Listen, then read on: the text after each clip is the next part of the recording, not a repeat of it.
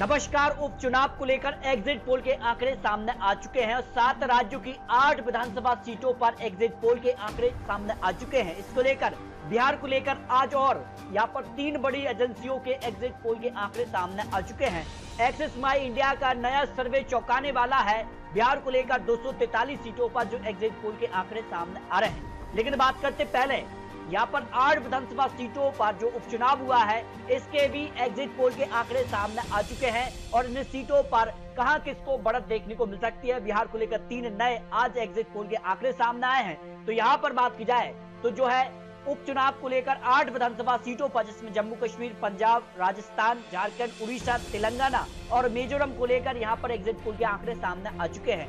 जम्मू कश्मीर की 2 सीटें, यहाँ पर बात की जाए तो 1 सीट यहाँ पर जो है विधायक के निधन के चलते सीट खाली हुई है, जबकि 1 सीट अमर उब्दाला के यहाँ पर रिजाइन के बाद 2 सीटों पर चुनाव लड़ा था। इससे पहले जो विधानसभा चुनाव हुआ था तो इसके चलते 1 सीट खाली हुई है, जबकि पंजाब की यहाँ पर जो विधायक है वो के निधन के चलते सीट खाली हुई है और राजस्थान की आंतर सीट भी यहाँ महत्वपूर्ण है और विधायक अयोग्य करार ठहराने के बाद ये सीट खाली है। बाकी झारखंड, उड़ीसा, तेलंगाना, मिजोरम के जो विधायक है उनके निधन के चलते सीटें खाली हुई हैं। राजस्थान की अंतर सीट पर करीब 80% मतदान देखने को मिला है और इस सीट पर अगर बात की जाए तो भारतीय जनता पार्टी ने यहाँ पर मोरपाल सुमन को चुनावी मैदान में उतारा था और प्रमोद जैन यहाँ पर कांग्रेस और नरेश मीणा जो कि कांग्रेस से यहाँ पर बागी होकर निर्दलीय चुनावी मैदान में रहे हैं। तो राजस्थान की सीट पर इस बार बम्पर वोटिंग देखने को मिली है, लेकिन त्रिकोणीय टक्कर का सीधा फायदा भारतीय जनता पार्टी को दिखाई दे रहा है और यहाँ पर जो आंकड़े सामने आए हैं, भारतीय जनता पार्टी 38% चांस यहाँ पर दिखाई दे रहे हैं जीतने के और कांग्रेस उम्मीदवार के 36% और कांग्रेस के ही बागी जो अन्य यानी निर्दलीय चुनावी मैदान में उनको 26% चांस यहाँ पर जीत के दिखाई दे रहे हैं। जो एग्जिट पोल के आंकड़े यहाँ पर उपचुनाव को लेकर सामने आ रहा है। बात की जाए झारखंड की तो झारखंड की घाटशिला सीट पर भी उपचुनाव यानी यहाँ पर 73% से ज्यादा मतदान देखने को मिला है और वोटिंग के ठीक पहले यहाँ पर 5 बड़े नेता यहाँ पर जेएमएम में गए हैं। भारतीय जनता पार्टी को ये झटका रहा है।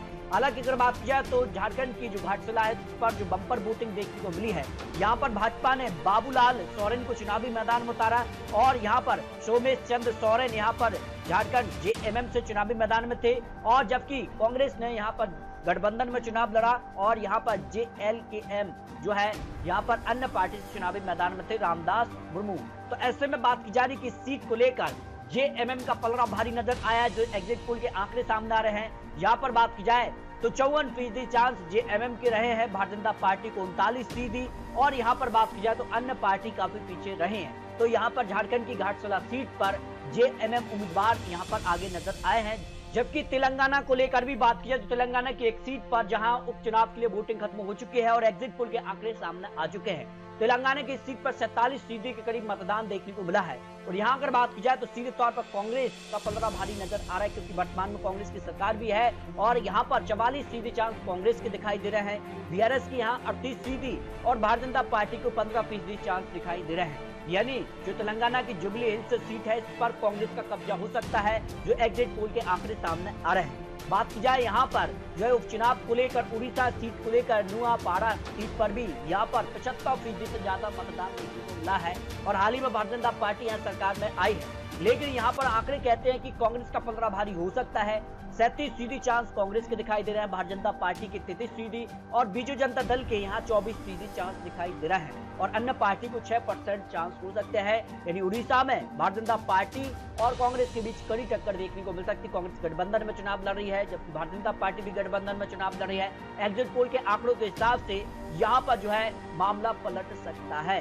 जबकि बात किया उपचुनाव को लेकर जम्मू कश्मीर की 2 सीटों पर उपचुनाव के लिए वोटिंग खत्म हुई है और दोनों सीटों के एग्जिट पोल के आंकड़े सामने आ रहे हैं। यहाँ पर बात की जाए तो नेशनल कॉन्फ्रेंस का पलड़ा यहाँ पर भारी नजर आ रहा है। हाल ही में उनकी सरकार भी बनी है, उसका फायदा भी मिल रहा है। यहाँ बात की जाए तो 43% चांस यहाँ पर नेशनल कॉन्फ्रेंस के दिखाई दे रहे हैं, जबकि पीडीपी को 37% और भारतीय जनता पार्टी को 12% और अन्य पार्टी को 8% चांस दिखाई दे रहे हैं। यानी सीधे तौर पर नेशनल कॉन्फ्रेंस यहाँ पर 12 जम्मू कश्मीर पर एग्जिट पोल के आंकड़ों के हिसाब से कब्जा जमा सकती है। जबकि नाग कोटा अगर बात की जाए तो यहाँ पर इस सीट पर भी यहाँ पर बात की जाए तो 74% यहाँ पर मतदान यहाँ पर देखने को मिला है। और इस सीट पर भारतीय जनता पार्टी कब्जा जमा रही है। 48% चांस भारतीय जनता पार्टी के दिखाई दे रहे हैं। यहाँ पर नेशनल कॉन्फ्रेंस के 30% चांस है और यहाँ पर एनपीपी पार्टी को 15%, अन्य को 7% चांस ही दिखाई दे रहे हैं। यानी सीधे तौर पर बात की जाए तो सीट पर भारतीय जनता पार्टी जो है कब्जा जमा सकती है, जो एग्जिट पोल के आंकड़े सामने आ रहे हैं। इसके अलावा अगर बात की जाए तो पंजाब की तारन विधानसभा सीट पर भी 60% से ज्यादा मतदान यहाँ पर देखने को मिला है। और इस सीट को लेकर बात की जाए तो कांग्रेस यहाँ पर रणवीर सिंह यहाँ पर बुर्ज यहाँ पर चुनावी मैदान में थे, जबकि भारतीय जनता पार्टी ने यहाँ पर जीत सिंह सिंधु को चुनावी मैदान में उतारा और शिरोमणि अकाली दल ने सुखबीर सिंह और यहाँ पर, जबकि आम आदमी पार्टी से यहाँ पर हरमीत सिंह यहाँ पर सिंधु चुनावी मैदान में रहे हैं। आंकड़े कहते हैं कि यहाँ पर आम आदमी पार्टी का पलड़ा भारी रहा है। जो आंकड़े सामने आ रहे हैं, आम आदमी पार्टी इस सीट पर जीत हासिल कर सकती है, जो एग्जिट पोल के आंकड़े सामने आ रहे हैं। हालांकि कड़ी टक्कर जरूर मिलेगी, क्योंकि कांग्रेस के चुनावी मैदान में उतरने से यहाँ पर जो है मामला क्या त्रिकोणीय टक्कर दिखाई देगा। लेकिन वर्तमान में आम आदमी पार्टी की पंजाब में सरकार है और सत्ता पक्ष को हमेशा फायदा मिलता है, तो इस सीट पर आम आदमी पार्टी कब्जा जमा सकती है। जबकि मिजोरम की यहाँ पर जो है डैम्पस विधानसभा सीट पर भी इस बार बम्पर वोटिंग देखने को मिली है। करीब 75% से ज्यादा मतदान देखने को मिला है। और इस सीट को लेकर माना जा रहा है कि सीट पर अगर बात की जाए तो सत्तारूढ़ यहाँ पर बात की जाए तो यहाँ पर जोरम पीपल्स मूवमेंट के लिए यहाँ पर परीक्षा मानी जा रही है। हालांकि यहाँ पर बात की जाए तो सीट को लेकर भी काफी कड़ी टक्कर है, लेकिन इस सीट पर जो है बात की जाए तो यहाँ पर सत्तारूढ़ का कब्जा हो सकता है। जबकि बिहार को लेकर यहाँ पर हाल ही में लेटेस्ट सर्वे एक्सिस माई इंडिया का भी सर्वे सामने आ चुका है। और बिहार को लेकर क्या कुछ आंकड़ा रहा है, एनडीए को 43% वोट शेयर जा सकता है, तो महागठबंधन भी वोट शेयर के मामले में पीछे नजर नहीं है। 41% वोट शेयर जनता स्वराज पार्टी को 4% और अन्य पार्टी को 12% वोट शेयर मिल सकता है। और आंकड़ों की बात की जाए तो एक्सिस माई इंडिया ने बिहार को लेकर जो ताजा सर्वे आंकड़े दिए हैं, उसमें एनडीए को 121 से लेकर 140 सीटें और महागठबंधन को 98 से लेकर 108 सीटें और जनता स्वराज पार्टी को 0 से 2 सीटें, अन्य पार्टी के लिए 1 से 7 सीटें मिल सकती हैं। अगर एग्जिट पोल जो सामने आ रहा है, क्योंकि काफी विश्वसनीय एग्जिट पोल के आंकड़े माने जाते हैं और ऐसे में माना जा रहा है कि क्या ये आंकड़े अगर नतीजों में कन्वर्ट होते हैं तो फिर बिहार में बड़ा उलटफेर भी हो सकता है, क्योंकि नीतीश कुमार को लेकर अभी से चर्चाएं शुरू हो चुकी है। क्या वो नीतीश कुमार ही मुख्यमंत्री बनेंगे या फिर महागठबंधन के दरवाजे उनके लिए खुले हुए हैं? इस तरह की कई तरह की यहाँ पर हलचल तेज हो चुकी है। जबकि बिहार को लेकर एक और एग्जिट पोल के आंकड़े सामने आए हैं। यहाँ पर जोड़नो मेरर का भी सर्वे सामने आया, जिसमें एनडीए को 100 से लेकर 110 सीटें और महागठबंधन को 130 से लेकर 140 सीटें और एआईएम पार्टी को 3 से 4 सीट, अन्य के लिए 0 से 3 सीट का अनुमान सामने आया है। यानी एग्जिट पोल के हिसाब से, इस हिसाब से भी यहाँ पर बिहार में खलबली दिखाई दे रही है। हालांकि यहाँ पर 10 से 12 एग्जिट पोल ऐसे भी रहे हैं जो कंपनियों के एग्जिट पोल है, जहां एनडीए एक तरफा सरकार बनाता नजर आ रहा है।